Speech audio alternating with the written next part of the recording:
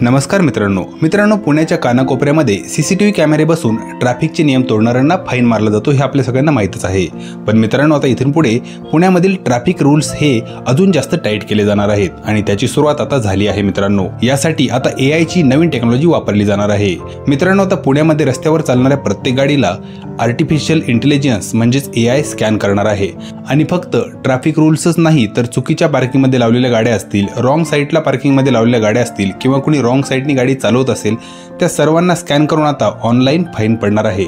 मित्रांनो, पूर्वी फक्त सिग्नलवर कॅमेरे लावलेले असायचे, मात्र आता पुण्यामध्ये ज्या पोलिसांच्या गाड्या फिरत आहेत त्या गाड्यांवर हे AI वाले कॅमेरे लावले जाणार आहेत, जेणेकरून रस्त्याने गाड्या चालत असताना सुद्धा हे कॅमेरे सगळं रेकॉर्ड करणार आहेत आणि हे सगळे डिटेल्स गोळा करून त्यावर फाईन मारले जाणार आहेत। मित्रांनो, या नवीन टेक्नॉलॉजीची सुरुवात पुण्याच्या FC रोड पासून आजपासूनच सुरू केली आहे। FC रोडवरील या सगळ्या गोष्टींचा डाटा जमा करून त्यावर प्रोसेस करून त्याचे रिझल्ट पाहून नंतर ही टेक्नॉलॉजी संपूर्ण पुण्यामध्ये लागू केली जाणार आहे। त्यामुळे इथून पुढे घरातून गाडी बाहेर काढताना आणि रस्त्यावर गाडी चालवताना सगळ्या चालकांना खूप काळजी घ्यावी लागणार आहे। तुम्हाला या नव्या टेक्नॉलॉजी बद्दल काय वाटतंय?